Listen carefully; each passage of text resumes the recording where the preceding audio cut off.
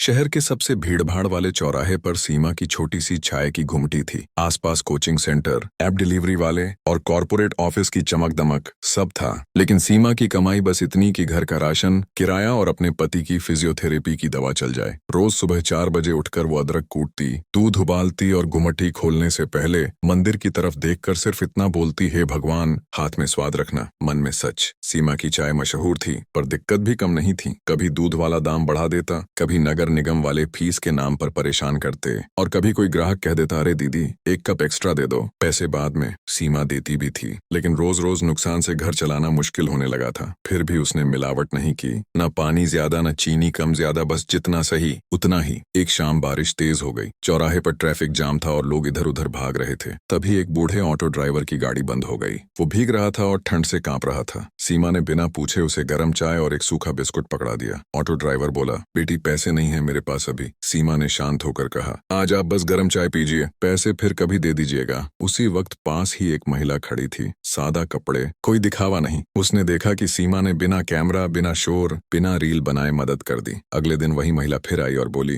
मैं पास वाले हॉस्पिटल की एडमिन हेड हूँ। हमारे यहाँ रात की शिफ्ट में नर्सों और गार्ड्स के लिए चाय नाश्ते की व्यवस्था चाहिए, क्या आप सप्लाई कर सकती हैं? सीमा घबरा गई। इतनी बड़ी जिम्मेदारी, इतना सामान और समय पर डिलीवरी। सीमा ने एक ही बात कही, मैडम मैं झूठा वादा नहीं करती, जितना कर पाऊंगी ईमानदारी से करूंगी। महिला मुस्कुराई, बस यही तो चाहिए। पहले हफ्ते सीमा ने कड़ी मेहनत की, सुबह घुमटी, शाम हॉस्पिटल के लिए थर्मस तैयार और रात में हिसाब किताब। 2 बार दूध खत्म हुआ तो उसने अपने हिस्से की चाय पीना छोड़ दी, लेकिन हॉस्पिटल की सप्लाई नहीं रोकी। धीरे धीरे ऑर्डर बढ़ा तो एक मददगार लड़का रख लिया और फिर उसी चौराहे पर लोगों ने देखा, सीमा की गुमटी अब भी वही है, बस उसके चेहरे की चिंता हल्की हो गई है। पति की दवा समय पर मिलने लगी, किराया समय पर जाने लगा और बच्चे की स्कूल फीस कई महीनों बाद पहली बार बिना उधार के भर गई। सीख सीधी है, आज की तेज रफ्तार दुनिया में भी मेहनत दिखाई देती है और ईमानदारी देर से सही लेकिन सही दरवाजा जरूर खोल देती है। ये कहानी आपको थोड़ा सा भी पसंद आया हो तो एक लाइक और चैनल सब्सक्राइब जरूर करें। चलिए